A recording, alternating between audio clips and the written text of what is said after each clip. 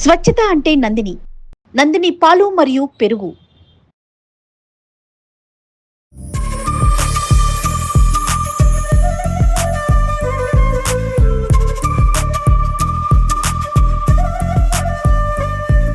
నమస్కారం. రకరకాల రోటి పచ్చళ్ళు చేసుకుంటున్నాం. కూరగాయలతో పచ్చళ్ళల్లో దొండకాయలు పరమ బోరండి. దొండకాయలు బింబి బుద్ధినాశిని అని చెప్తారు. అంటే ఏమిటి? బింబి అంటే దొండకాయ. ఇది బుద్ధిని పాడు చేస్తుందట. అందుకని మందబుద్ధిగా ఉన్న వాళ్ళకి పెట్టకూడదని, పరీక్షల్లో తినకూడదని ఇలాంటి సిద్ధాంతాలు పూర్వకాలం చాలా ఉండేవండి. ఇప్పుడు ఏ కూరలోనూ సారం లేదు, బలం లేదు.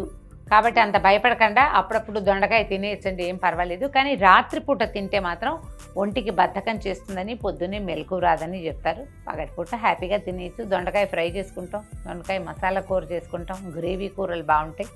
దొండకాయ పచ్చడి కూడా ఎక్సలెంట్గా ఉంటుందండి. కొంచెం దొండకాయ సన్న ముక్క తరిగి కొంచెం 4 ఉప్పురాళ్ళు జల్లి పక్కన పెట్టి 10 నిమిషాలు ఫస్ట్ పిండేస్తే నీరంతా బయటకు వచ్చేస్తుంది. నీరు బయటకు వచ్చాక ఇది తొందరగా మగ్గిపోతుంది. వేపుడు కూరకైనా పాతకాలం అదే పద్ధతి చేసేవాళ్ళం. ఇప్పుడు ఈ కాయల్లో నీరు కూడా లేదని మానేస్తున్నాం. కానీ పచ్చడికి మాత్రం ఉప్పు జల్లి పిండేసి పచ్చడి చేసుకోండి, బాగుంటుంది. సో దొండకాయ ముక్కలు తరిగేసాము, తాలింపు పెట్టుకుందాము. ఇంకా ఈ తాలింపు తిరగమాతకి సరిపడా 1 స్పూను నూనె వేసుకుందాము. నేను ఎక్కువ వేస్తున్నానండి, మీకు అనిపిస్తే నన్ను క్షమించేయండి. ఎందుకంటే స్పూన్ లేదుగా, దాంతో వేసేటప్పుడు అందాజుగా స్పూన్ అనుకుంటున్నాను అంతే. కాస్త తక్కువ ఎక్కువగా వేసుకోవచ్చు. మామూలు జనరల్ ఏ పచ్చడిలోనూ నేను శనగపప్పు తాలింపు వేయనండి. శనగపప్పు చాలా తక్కువ వాడతాం. కొన్ని ప్రత్యేకమైన కూరల్లోకి మాత్రమే శనగపప్పు. కానీ దొండకాయ, క్యాబేజీ ఈ 2 పచ్చళ్ళకి శనగపప్పు వేస్తే బాగుంటుంది. ఉరికే శాస్త్రానికి చూడండి, 2 మెంతి గింజలు వేయకపోతే ఏదో కుదరదు అనిపిస్తుంది. కొద్దిగా మెంతులు వేగాక 1 స్పూన్ ఆవాలు వేద్దాము. ఆవాలు కొద్దిగా చిటపటలాడాక 1 స్పూను శనగపప్పు, 1 స్పూను మినప్పప్పు,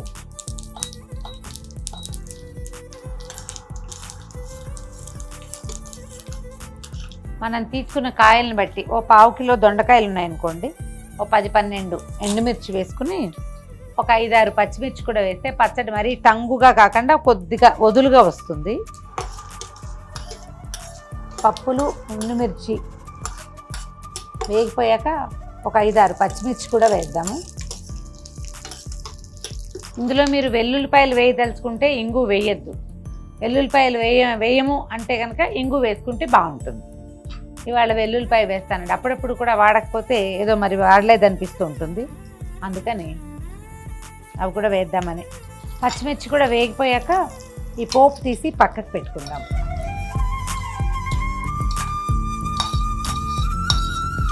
మళ్ళీ కొంచెం నూనె వేసి, దొండకాయకి కొంచెం నూనె ఎక్కువే పడుతుందండి, ముక్కలు మగ్గవు. లేకపోతే మామూలు కంటే బీరకాయ, టమాటా వాటికంటే దొండకాయ కొంచెం నూనె ఎక్కువ పడుతుంది.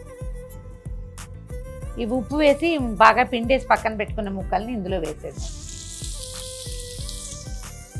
కొద్దిగా పసుపు, ఉప్పు ఆల్రెడీ కొంత ఉంటుంది కదా, అంత ఎక్కువ వేయద్దు.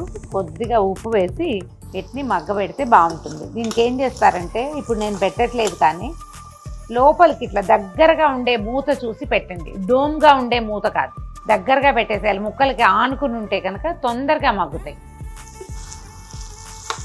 ముక్కలు మగ్గిపోయినాయండి. ఇది లిటరల్లీ ఒక 5-7 మినిట్స్ పట్టింది, అంతకంటే పట్టలేదు. మీరు ఉప్పు చల్లి మూకుడులో వేస్తే చాలా తొందరగా మగ్గుతాయి. ఒకవేళ అలా అలవాటు ఉన్న వాళ్ళు ఓకే, అలవాటు లేని వాళ్ళు ట్రై చేసి చూడండి ఎంత తొందరగా అవుతుందో. ముక్కలు మగ్గిపోయినాయి. ఇదిగో మనం వేసిన నూనె కూడా కనపడుతోంది చూడండి, ఆయిల్ బయటకు వచ్చేస్తుంది. అంటే ముక్కలు వేగిపోయినట్టు. స్టవ్ ఆపేసేద్దాం దీన్ని. ఈ ముక్కల్ని ఏం చేద్దామంటే, ఈ ముక్కలు చల్లారటానికి ఇంకొక చిన్న పళ్ళెంలో తీసి పక్కకు పెట్టుకుందాము.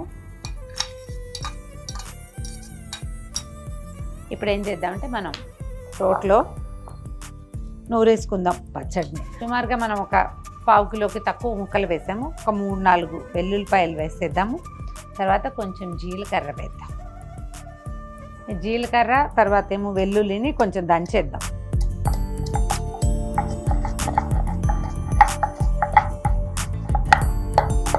కొద్దిగా చింతపండు కడిగి పెట్టుకోవాలి పక్కన.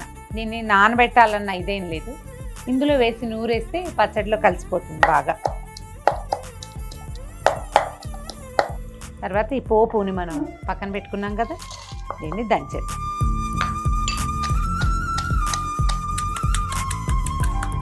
ఎండుమిర్చి పచ్చిమిర్చిని మెత్తగా దంచేసుకుని దొండకాయ ముక్కలు వేసుకోవటం, చక్కగా దంచేసేయటమే. మనం రోలు వేసి రుబ్బుతామా, అదే రుబ్బురాయి వేసి రుబ్బుతామా, లేకపోతే ఇది పచ్చడి బండతోటి దంచుతామా, ఎలా కుదిరితే అట్లా ముక్కలు వేసేద్దాము.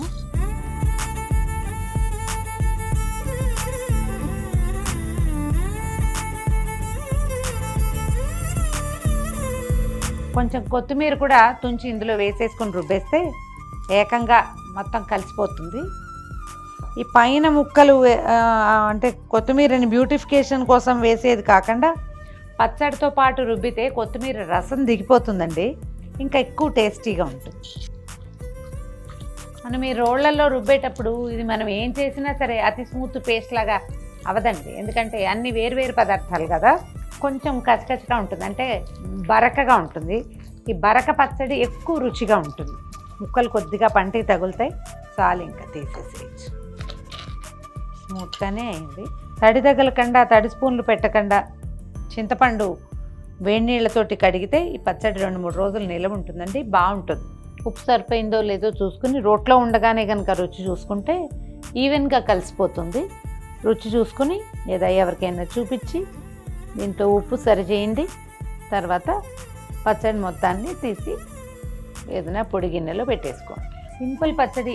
సింపుల్ అంటే సింపులేనండి, అంత పెద్ద పనేం కాదు, ఈజీగా అయిపోతుంది. దొండకాయ పచ్చడి విత్ వెల్లుల్లిపాయలు.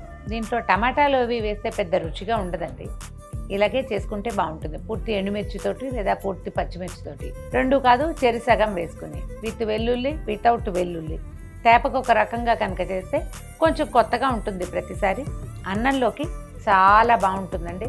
ఇంకా ఎండల్లోనే ఉన్నాం, వర్షాకాలం వచ్చాక వానాకాలము మంచి వేడివేడి అన్నంలో నెయ్యో పప్పు నూనె వేసుకుని దొండకాయ పచ్చడి కలుపుకోండి. ఈ బింబి బుద్ధినాశిని అని చెప్పాం కదా, అది అసలు మర్చిపోతాం, మన బుద్ధుల నుంచే వెళ్ళిపోతుంది. ట్రై చేసి చూడండి.